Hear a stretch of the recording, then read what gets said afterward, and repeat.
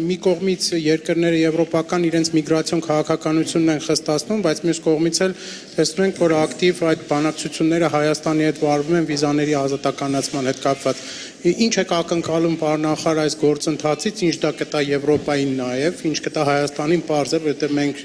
սպասում ենք դրական ավարտին այդ գործընթացի, եւ օգտվելով առիթից նաև Պարոն Միրզոյան, մի քանի խոսքով ասեիք, թե ինչ փուլում են բանակցությունները այժմ վիզաների ազատականացման հետ կապված։ Շնորհակալություն։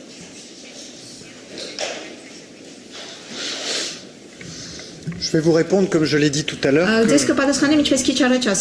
européenne, à travers cette discussion qui s'engage sur la libéralisation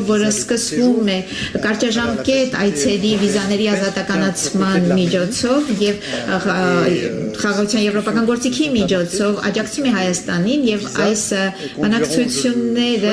Հուսով եմ, ցանկանում եմ, որ կհանգեցնեն ստեղծելու նոր հնարավորություններ ի նպաստ հայերի, բայց նաև Եվրամիության։ Շնորհակալ եմ, ես էլ կփորձեմ հնարավորինս համառոտ անդրադառնալ, հատկապես որ շատ այստեղ քաղաքական ասելիք ամենայն դեպս չկա, մենք ունենք երկու կողմերի մեծ պատրաստակամություն, բանակցությունները սկսված են, բայց կան նաև բազմաթիվ տեխնիկական հարցեր, տեխնիկական գործեր, որոնք պետք է արվեն,